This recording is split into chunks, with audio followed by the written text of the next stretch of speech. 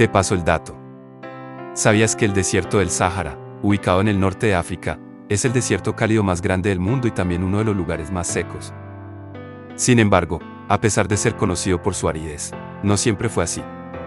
Hace aproximadamente 11.000 años, el Sáhara era un paisaje verde y exuberante, cubierto de pastizales y bosques. Se cree que los cambios en la órbita de la Tierra y los patrones climáticos provocaron la desertificación gradual del Sáhara, convirtiéndolo en el desierto que conocemos hoy en día.